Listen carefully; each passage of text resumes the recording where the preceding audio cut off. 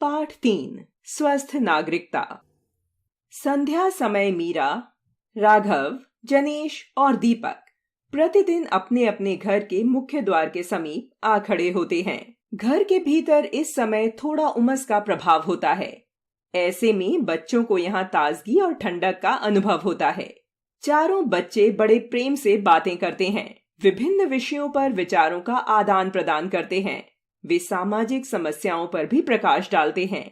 ऐसी समस्याएं भले ही सुलझाने योग्य ना हों, परंतु उनके प्रति संवेदनशील होने से उन्हें भला कौन रोक सकता है। मीरा ने घर से बाहर आते ही एक ऐसी समस्या को ही बता दिया। वास्तव में उसके तीनों पड़ोसी उससे पहले ही आकर बातचीत में लग गए थे। उसे इसी समस्या पर विचार करने के कारण देर हो गई थी। आते ही वह बोली, पता है राघव, मैं अभी अभी टीवी पर समाचार देख कर आ रही हूँ। चलती हुई ट्रेन किसी गांव से गुजर रही थी और आवारा लड़कों का एक समूह उस पर पत्थर बरसा रहा था। समाचारों में बताया गया कि इससे डिब्बों की खिड़कियों के शीशे टूट गए और यात्रियों को चोटें आईं। भला चलती ट्रेन के यात्री किसी का क्या बिगाड़ सकते हैं? ऐसे लड़कों को कोई समझाता क्यों नहीं? चारों के घरों के सामने छोटा पार्क है। इस समय वहां बच्चे खेलते हैं। वृद्ध या तो टहलते हैं अथवा बेंचों पर बैठकर सायंकाल की हल्की ताजी ठंडक का आनंद लेते हैं। परंतु कुछ किशोर बालक क्रिकेट खेलते हैं। उनके चौकों छक्कों से गेंद पड़ोसियों की खिड़कियों के शीशे तोड़ती है, कारों के शीशे तोड़ती है और वे भी परस्पर लड़ते झगड़ते गालियां देते रहते हैं। उन्हें बहुत बार यहाँ न खेलने के लिए समझाया जा चुका है, परंतु वे अपने घर वालों को बुला लाते हैं और घर वाले शिकायत करने वालों से लड़ने लगते हैं।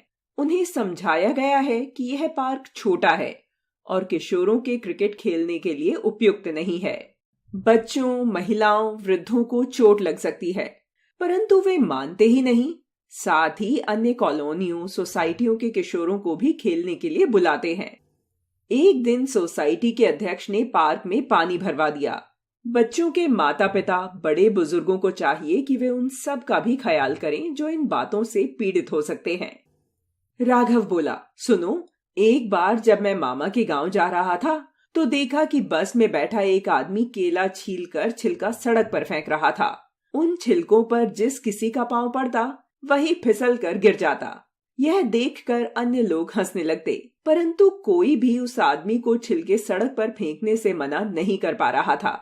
यदि कभी ऐसा छिलके फेंकने वाले के साथ हो, वह कहीं से गुजर रहा हो और सड़क पर पड़े केले के छिलकों पर पैर रखने से फिसल कर गिर पड़े तो चोट लगे और सिर फूट जाए, इस पर समीप खड़े लोग ठहाका लगाकर हंसें तो उसे कैसा लगेगा? ऐसे लोग समाज को सचमुच बहुत पीड़ा देते हैं। लोगों को एक दूसरे के सुख दुख का ख्याल रखना चाहिए, तभी तो वे सभ्य व आदर्श नागरिक बनते हैं। ऐसे नागरिकों से ही देश विकास की ऊंचाइयां छूता है। आदर्श नागरिक देश व समाज को उन्नति की ओर ले जाते हैं। तुम सच कह रहे हो राघव, जनेश बोला। उसने आगे बताया, कुछ लोग चलती बस या रेलगाड़ी के दरवाजे पर खड़े हो जाते हैं।